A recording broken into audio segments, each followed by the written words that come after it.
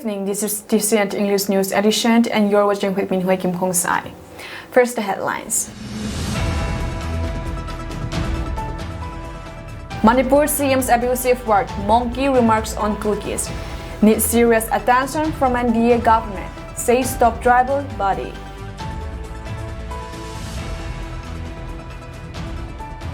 Kuki's women's group rise to President Murmu seeking justice. Center extends ceasefire agreement with ZPRN or NSCN. News in detail.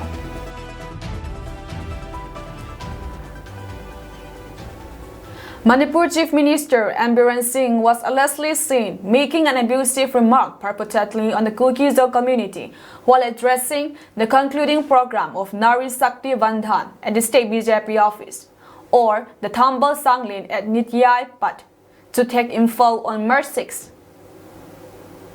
Following this, the Chief Minister, unrestrained and impetuous speech, arced the Kuki populace after it went viral on social media. In his speech, Biren Singh allegedly talked about how the Meitei people had been driven out of More Kangpokpi and Chirichampur by monkeys, impetuously referring to the Kuki community. The Kuki top tribal body, the Committee on Tribal Unity, or the KOTU, said the Hills, while expressing its upheld at the abusive remarks directed at the Kuki group, tagged the Chief Minister Manipur Biren Singh as the most communal Chief Minister of all Indian states. Our Kuki top tribal body stated that it is ridiculous that the Manipur CM would disrespect the Kuki people by calling them monkeys, while adding that any rational citizen would detect such immaturity and imbecility in a mature individual such as the communal Chief Minister Biren Singh.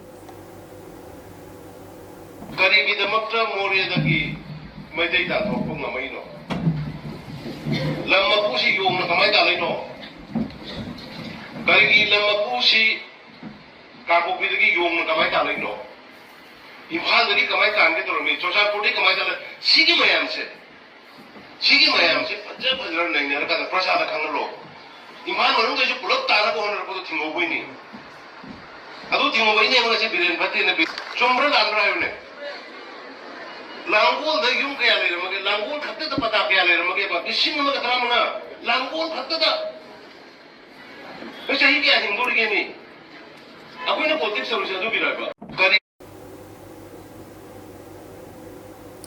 It is also not only a blatant violation of human rights, but an obvious demonstration of disrespect over his chair as the state head, asserted Kaimili Sitlo, spokesperson of KOTU.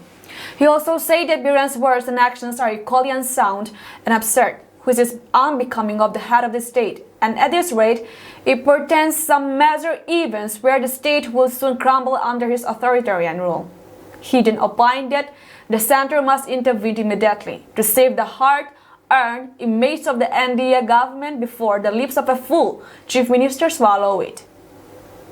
Wondering as to why the Chief Minister of Manipur openly declared that Manipur is the homeland of the Meitei people alone, the KOTU spokesperson also asked if the Chief Minister had brought up the valley, which spans 700 square miles, that would have been acceptable to some degree.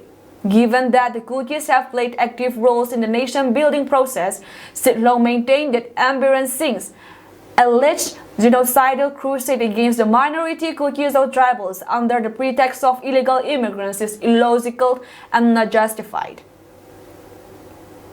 Biren Singh must guard his mouth against impetuous and unrestrained speech, so that he may not harm himself and others with his words, he added.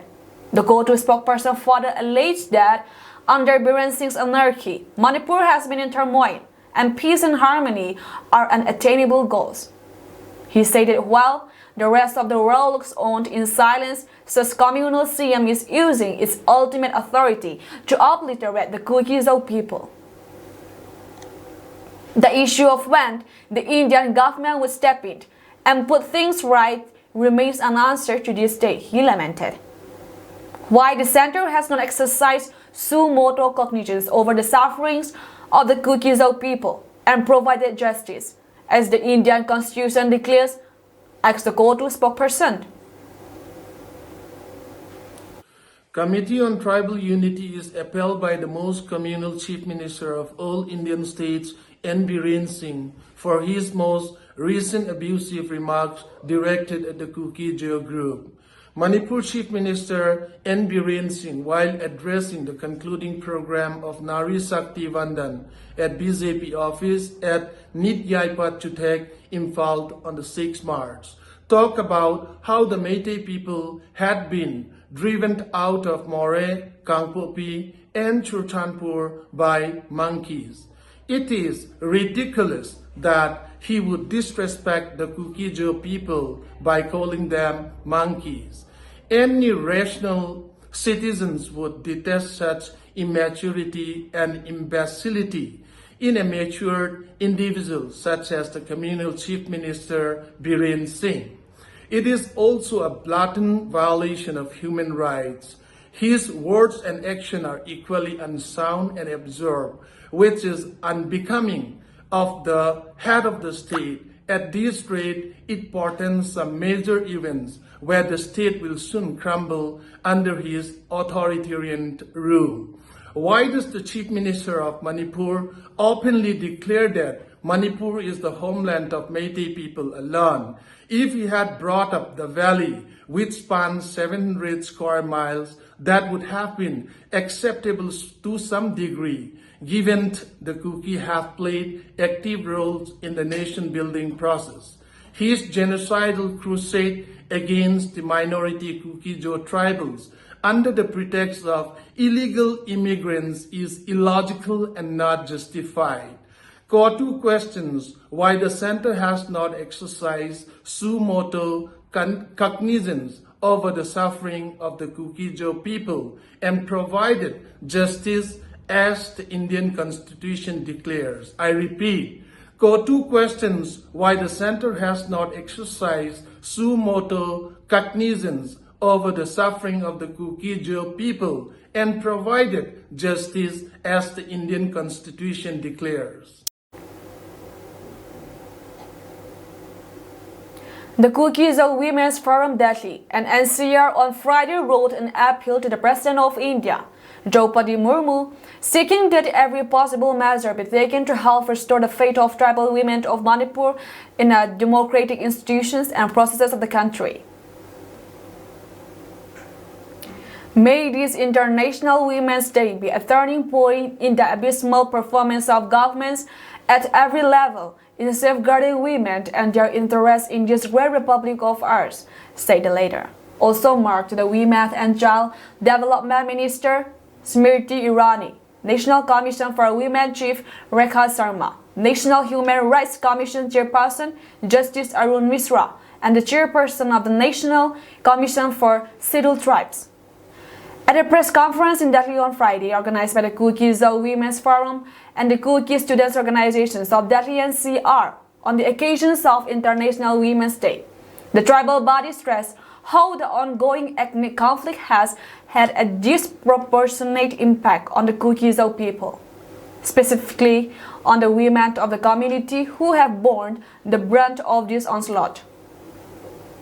The tribal bodies went on to cite incidents of discriminations, mutilations, killings, atrocities, and attacks on almost 3,000 women from their community, adding that even the first such instance of rape and murder was highlighted only on social media, despite complaints having been sent to constitutional bodies such as the National Commissions for Women.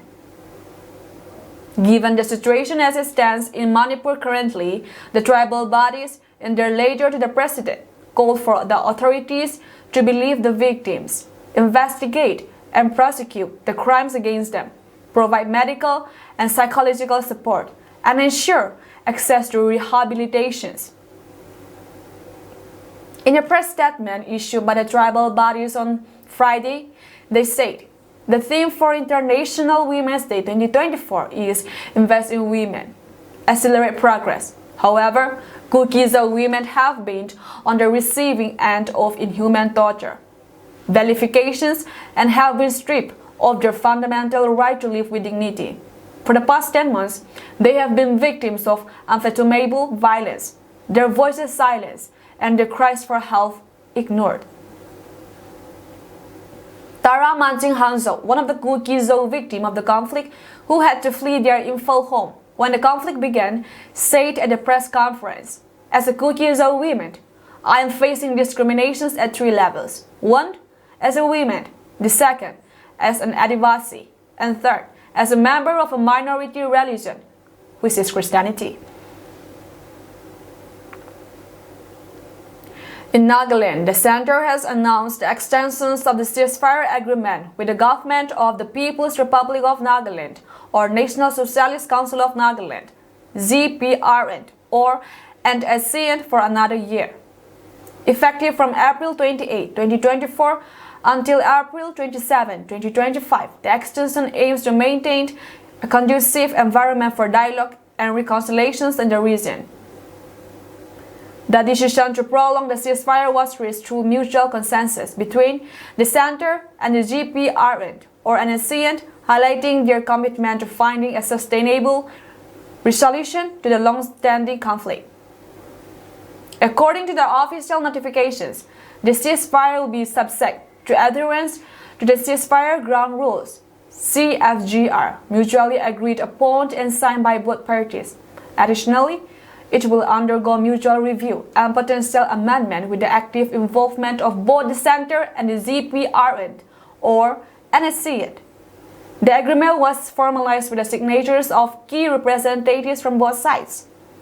ZPRN, or NSCN Supervisor CFSB, Jake Jimomi Secretary Chubatosi Tungo, and Additional Secretary of the Ministry of Home Affairs, MHA, Piyush Goyal, participated in the signing ceremony.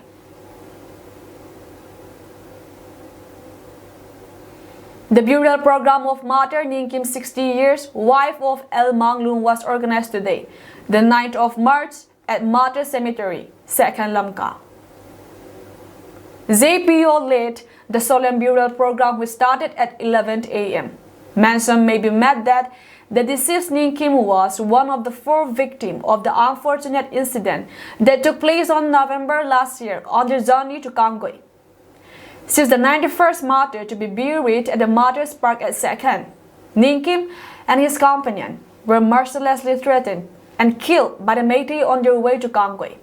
They happened to take the wrong route while traveling to Kangoi, and the Meitei killed 4 of them, not even sparing the elderly 60-year-old women. HYA Renkai took the responsibility to dig the grave of the martyr. Reporting from Second Martyr Cemetery, Lamka, I am Tingni Tim Haukip, a reporter for TC Network, and I am here with my videographer, Mr. Sisi Mangte. And today, the JPO has laid rest one of the martyrs, namely P. Nemkim, wife of El Manglun, who was one of the 4 victims who killed during their journey towards Kangui. She has been killed last year November by in the hands of the Meiteis, who doesn't even spare the life of this aged woman who is already 60 years old, but the Meiteis had mercilessly killed and slaughtered her along with her companions. They were a member of 5, while one of them escaped death. The 4 of them has succumbed to their injuries and had been killed by the Meiteis. And adding to that, the JPO has laid rest in this martyr cemetery at Second today at around 11 a.m.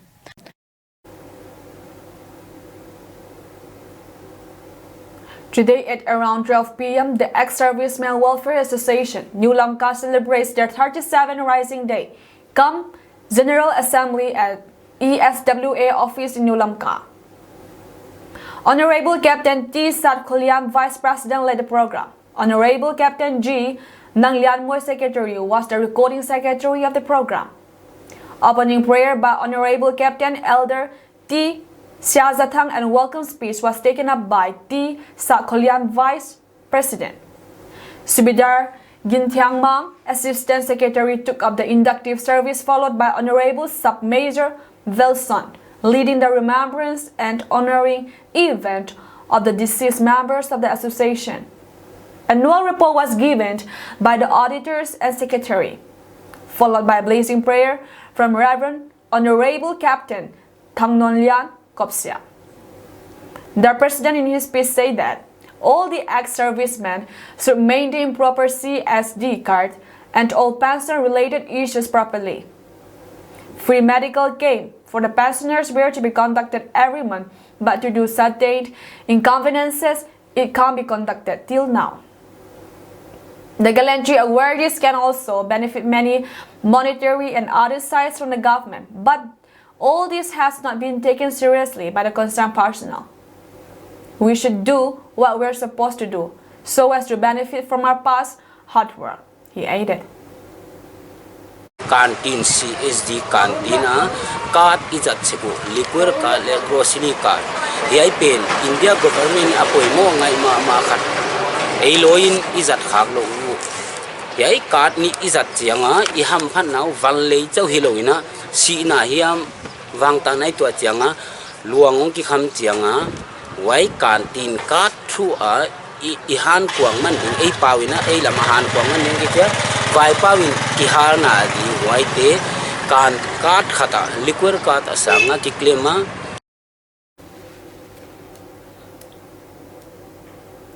In this time of the year between January to May, forest fire is very prevalent in Manipur due to the dry condition of the state.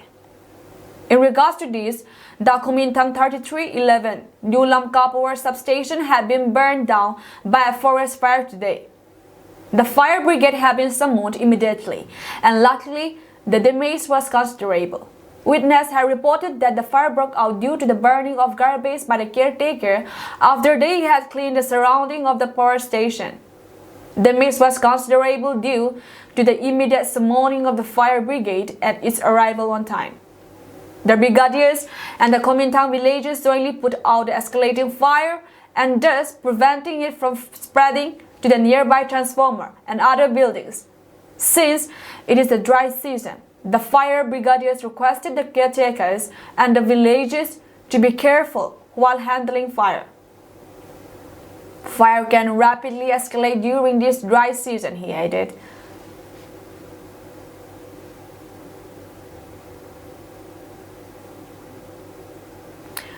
Naga insurgent group insists fire National Socialist Council of Nagaland, Isakmuiva, NSCN-IM on Friday asked the Manipur government to immediately shift the designated camps meant for UNLF, a Meitei insurgent group from Naga territory in Manipur. As per Deccan Herald, in a statement on Friday, the NSCN-IM questioned why the designated camps were constructed in the Naga territory to house the leaders and cadres of the UNLF without consent and knowledge of the Nagas. Such reckless intrusions is highly condemnable. Therefore, UNLF designated camps in Naga territory must be shifted immediately, said the statement. NSCN-IM has been sent in the ceasefire with the government since 1997 and considers the Naga-dominated areas in Nagaland, Manipur, Arunachal Pradesh, and Assam as their territory. There, one of the core demands are unifications of the Naga territory. UNLF, on the other hand, is a band organization comprising the Meiteis in Manipur. A major factions of the UNLF called Bombay faction signed a ceasefire agreement with the government, and the government is reportedly constructing designated camps to house its leaders and cadres as per the ground rules of the agreement. But NSCN-IM's opposition to the move may add a new twist to it, as the Meiteis are against any dictate of the Nagas in Manipur. Meiteis also opposed the demand for unifications of the Naga-dominated areas. Manipur has 3 Naga-dominated districts: Ukhrul, Senapati, and Tamenglong. The NSCN-IM statement said, when they signed the ceasefire with the center for taking forward the talks, everything was formally discussed and arrangement done accordingly with regards to setting up of designated camps. In the case of the Government of India and UNLF, setting up designated camps was handled in a half-hearted manner without considering the geopolitical sentiment, said the sentiment. As per the calendar of National Legal Services Authority (NALSA), the District Legal Services Authority Churchampur organized National Lok Adalat today, the 9th of March 2024 at District and Sessions Court Churchampur at 10:30 a.m. Two benches were constituted wherein the bench one was presided by Thomintang Hokip, the Judicial Magistrate First Class, Perzoland, Advocate L. Margaret and Zanius Vungbiaksing, Councillor as members. The bench 2 was presided by K.M. Nemkulam Thungdim, Judicial Magistrate First Class, Churchampur, and Advocate Song Zamang Tongbing, and Advocate Grace Jinhoynyang as members. A total of 23 cases were taken up, out of which 14 were settled. 12 court pending cases of matrimonial disputes, where 4 cases disposed and 3 civil cases also disposed. 3 bank recovery cases from court pending cases were also taken up and successfully disposed, and 5 other bank recovery cases of pre-litigations were taken up and 4 were disposed. A total amount of rupees 12,36,538 was settled during the State Lok Adalat. DLSA Churchampur expresses its heartfelt gratitude to all the lower division, advocates, staff of the courts, bank officials, parties, and all others who have made this Lok Adalat a success. The National Lok Adalat, organized by District Legal Services Authority DLSA Churchampur in collaboration with Manipur State Legal Services Authority, was held from 10:30 a.m. to 2:30 p.m.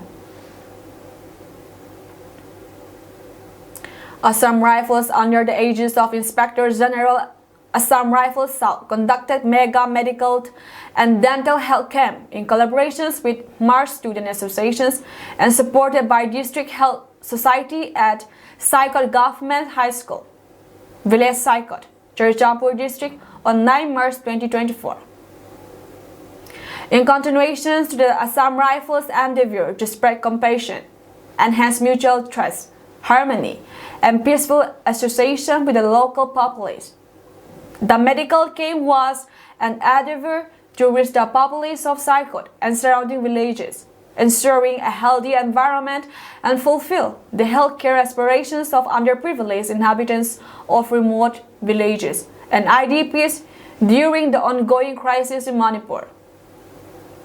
A large number of villagers from Saikot and surrounding villages received free consultant medicines and dental care during the camp. Commandant Dr. Lamintang Singsun, Chief Medical Officer 36 Assam Rifle, Commandant Dr. Chahat Tiwari CDS, 14 DUAR, Captain Pradeep Yadav, DRMO 36 AR, Assistant Commandant Dr. Sri Raj, G. Krishna ARMO 36 AR, Dr. Lerjar Zolin, SNO Pediatrics, Dr. Alex Totang, PMR Specialist, Dr. Nyang Neching MD Medicine, Dr. Kim Tian Muang, MD Gynecology, Dr. Semintang Surgeon from District Hospital Churchampur, and Dr. Kambyakdik Tombing, Assistant Professor, Department of Pediatrics, RIMSH.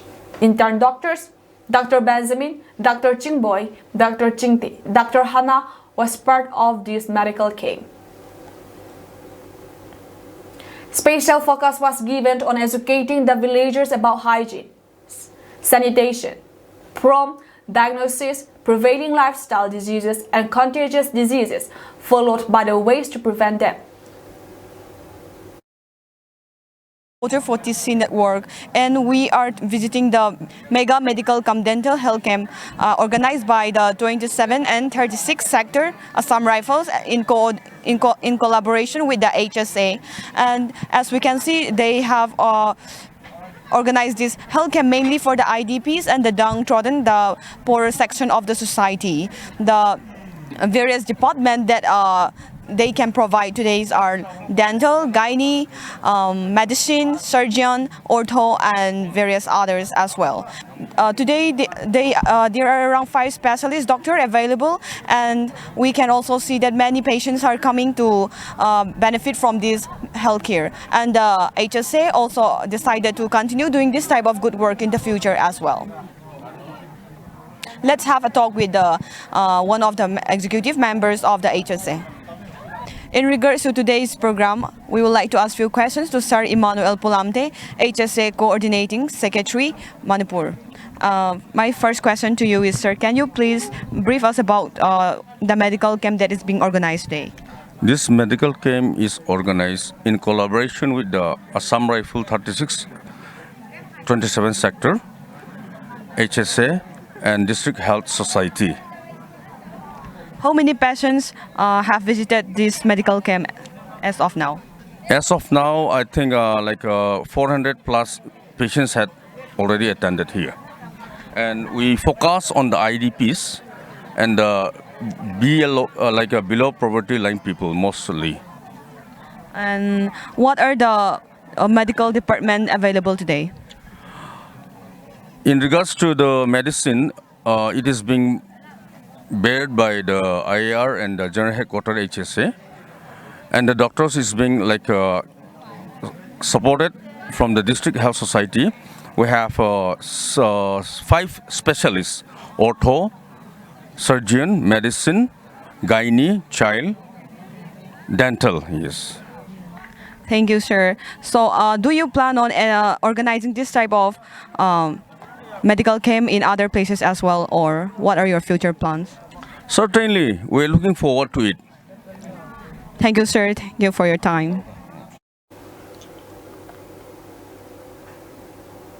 A junior commissioned officer, JCO of Indian Army, was abducted by some unknown armed miscreants from his residence in Thoubal district while he was on leave.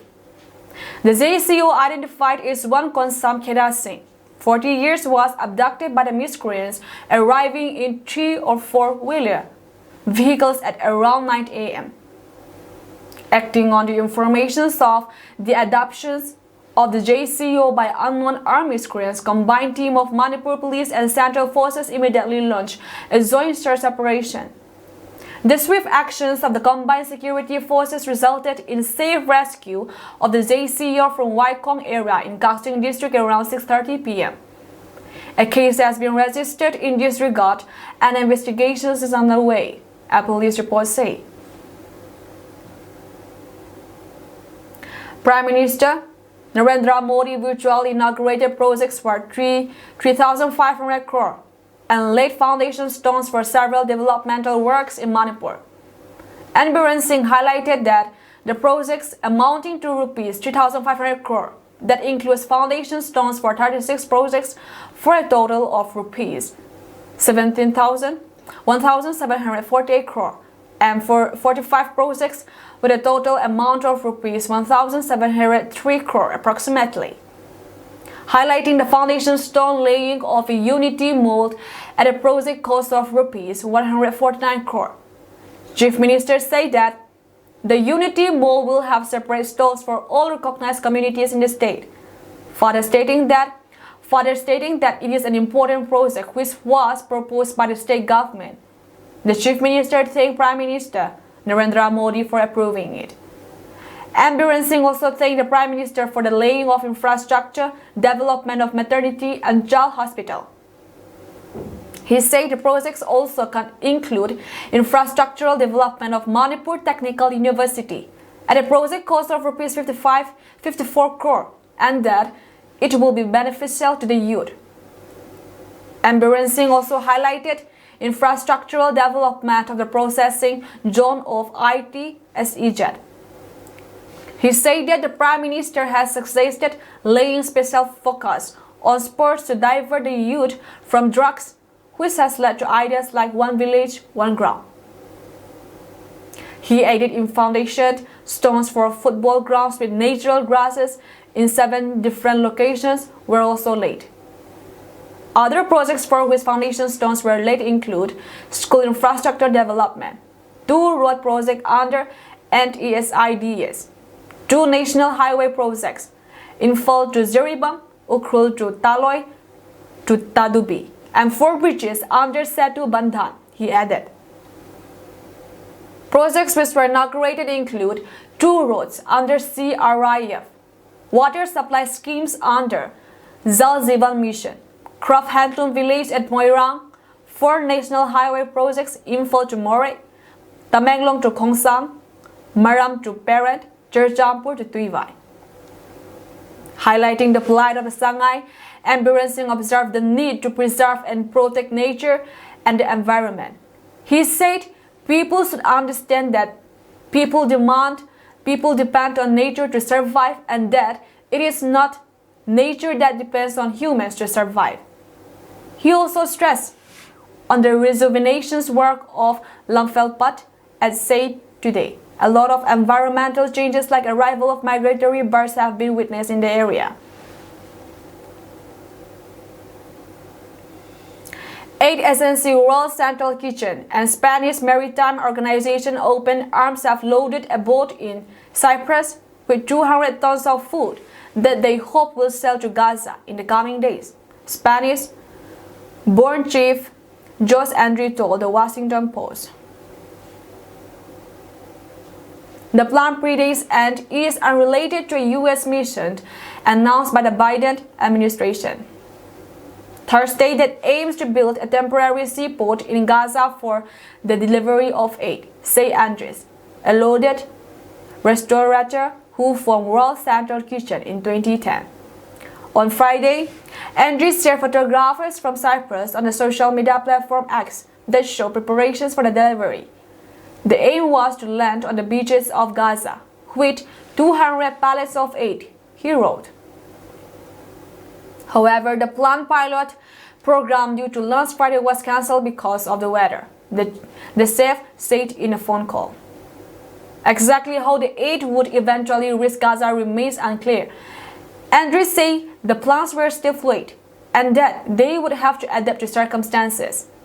World Central Kitchen and its partners would build a jetty in Gaza to receive the aid, he said, adding that they had also purchased amphibious vehicles that could land on the sandy shoreline if needed. I don't know if we will be able to successful, but the gravity of the shortage in Gaza meant it was imperative to do more, Andres said. The idea of delivering aid to Gaza via sea isn't new.